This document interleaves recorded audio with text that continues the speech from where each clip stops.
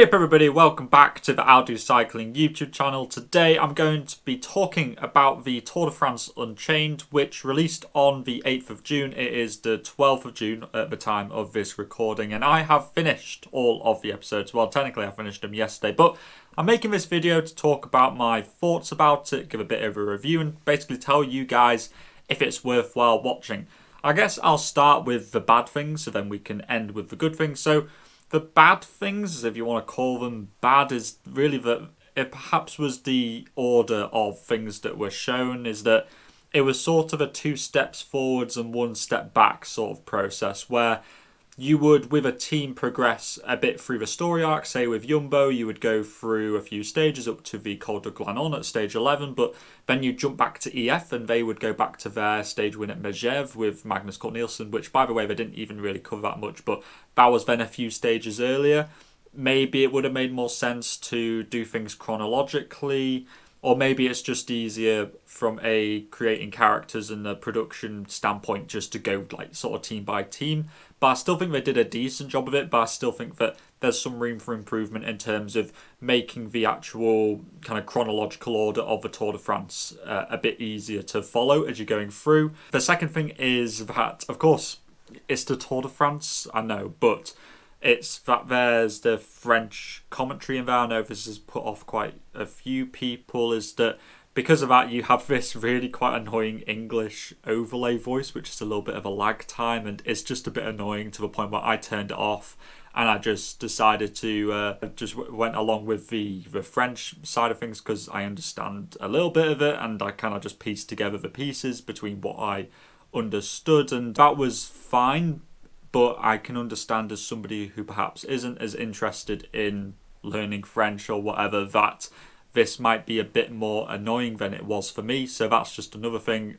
Actually, the episodes where you were covering Jumbo, where they were talking English, was some of the easier ones to digest, perhaps because of that. But, you know, at the end of the day, it is a French race and with French commentators and stuff. So it's kind of like, it's something which is just kind of like fair enough, to be honest with you.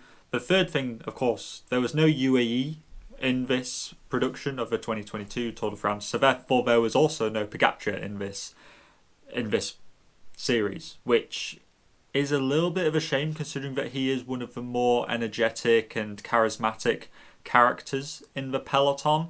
There was just a kind of touches of him occasionally when he was just in the same scene as somebody from Jumbo or another person, for example. So it would be good, I think, if in the future they could get UAE in there and also have Pogačar, because I think that would be fantastic to have the UAE and Jumbo kind of characteristics and how they're kind of reacting to each other. I think that would be a really interesting thing.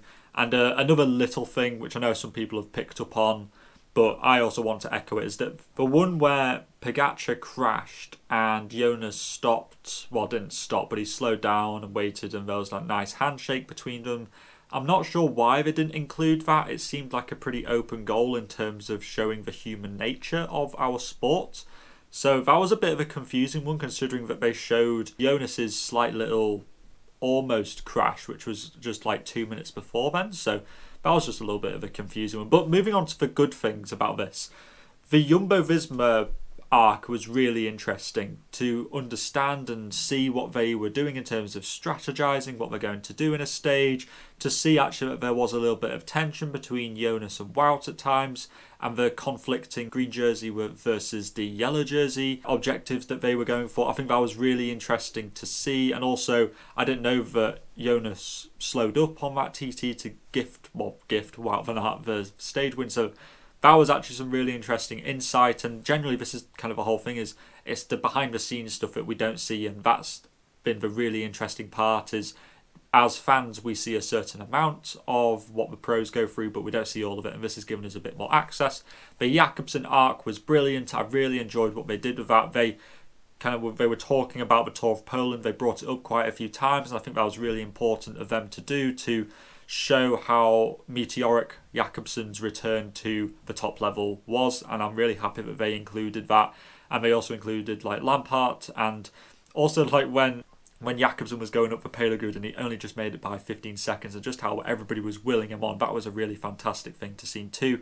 And just generally the passion that the characters were showing, the guys like your Mark Madios, your Jonathan Vogters, everybody was just so... you saw how important the victories were and the good times were for all of these people, and how a stage win is really important, and how it all kind of comes together, and it's just this overwhelming elation when things go well for them, which might not be the case all the time. So that was really good to see, and shows how important kind of on every single day there's people who are really happy, and there's also people who are really sad, depending on how things have gone in that day, and it's important to highlight that to new people for the sport. So I really think that they did a good job on that. And also the characters, like I was saying, the Mark Madios, the Jonathan Vogters, the people who just brought the panache and really kind of brought this energy and this atmosphere and this tension. They really played into this kind of series and this drama which was trying to be created around the 2022 Tour de France, and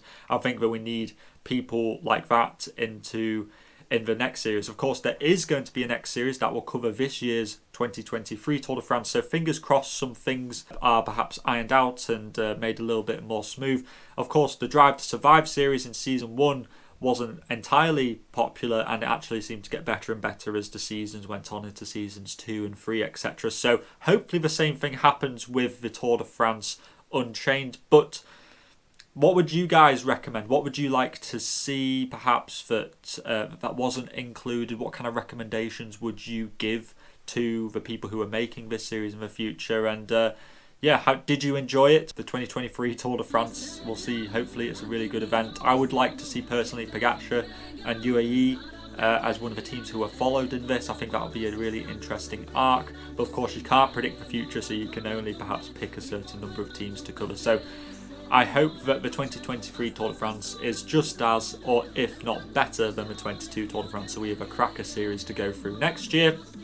And all that is left to say is to stay safe out there, and I'll see you in the next video. Salut!